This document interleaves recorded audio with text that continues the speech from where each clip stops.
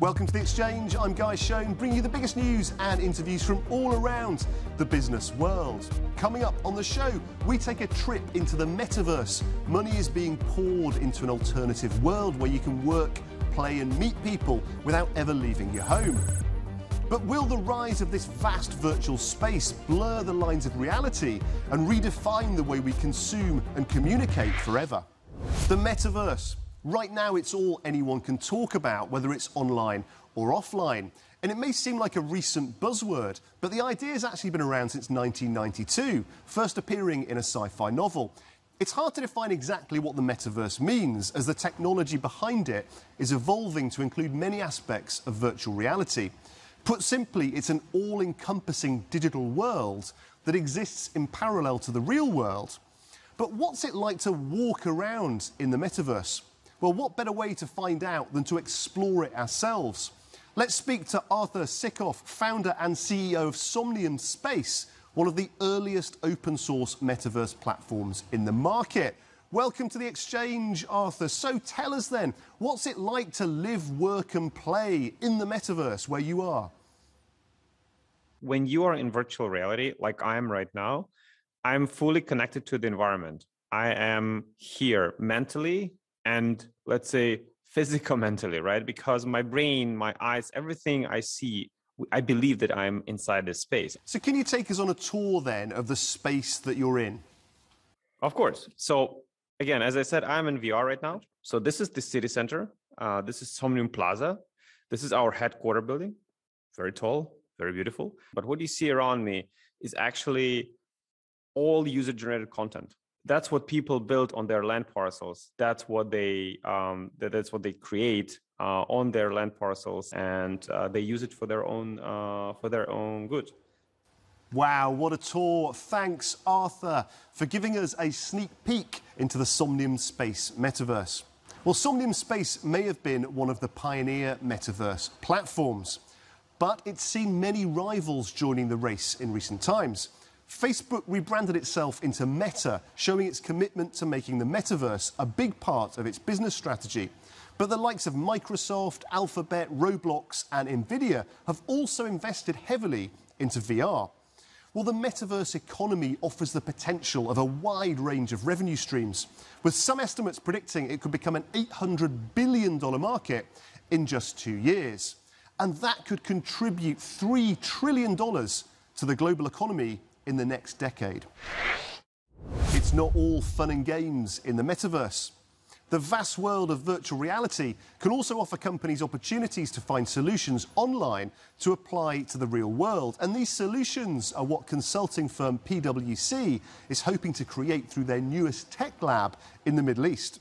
Well, we sent our reporter Laila Hamaira to the PwC MTech lab here in Doha to find out what it's all about.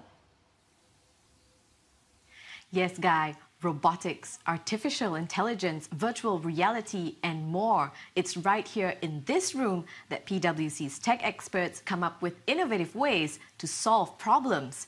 These MTech labs are equipped with tools that can transcend the physical world without losing the human connection. Let's see what that looks like.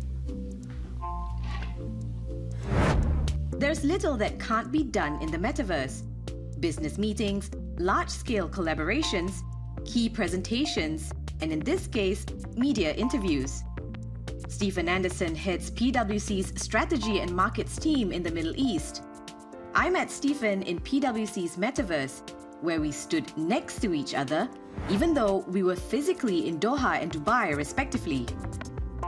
Our clients have moved way beyond looking at just us coming in and providing advice or providing PowerPoint decks and all of those sorts of things. They want to see things put into action.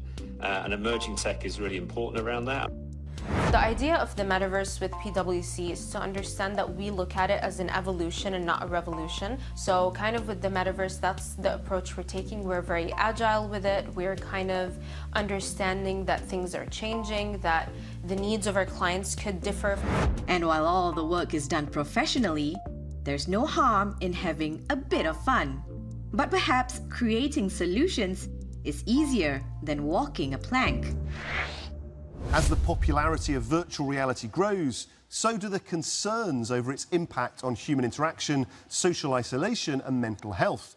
Children are spending more time online, and while they can have a lot of fun in the metaverse, the lack of clear rules could also make it a dangerous place.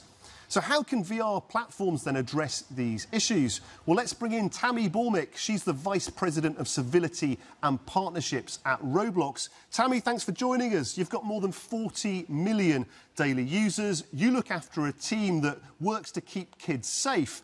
How do we bridge then the future of play with the human experience? We're a technology platform that allows people to create experiences and publish it out on our platform. You need to have a civil environment in order to really express your imagination fully. So many times there were parents who would ask about, what is this Roblox? How do I keep my kids safe? How do I know that it's safe? And so I realized there was not only a responsibility, but an opportunity, given how large our community is, to educate. Thanks so much for your insight, Tammy. So, Roblox is committed to regulating its VR platforms then, but also providing its young users and their caregivers skills to truly revolutionise digital play in a safe way. Now it's time for our regular feature, Business in 60 Seconds. Start the clock. The European Union Statistics Office releases the bloc's trade balance data for April through June. Sanctions on Russia and rising costs of imported energy have pushed the EU's trade deficit to a record high. Oil prices have also fueled inflation spikes across EU countries. Macy's Incorporated is due to make an earnings announcement. The world-famous retailer recently made a foray into the Web3 frontier by launching free NFTs and adding a range of augmented reality clothing to help attract a new generation of tech-savvy shoppers. And Nvidia announces its results for the second quarter. The maker of PC gaming systems anticipated a knock on its revenue due to COVID lockdown restrictions in China and supply chain disruption. But with its products slowly returning to the shelves, Nvidia is hoping its latest collection of graphics chips will lift its bottom line. So, Roblox is busy making the metaverse a safe space for children to explore, while firms like Somnium Space continue to push the boundaries of what's possible in the virtual world. Well, that's all we have time for on this edition of the show. Thanks for watching. Please do check out euronews.com for all your latest business news. And join us again next time on The Exchange.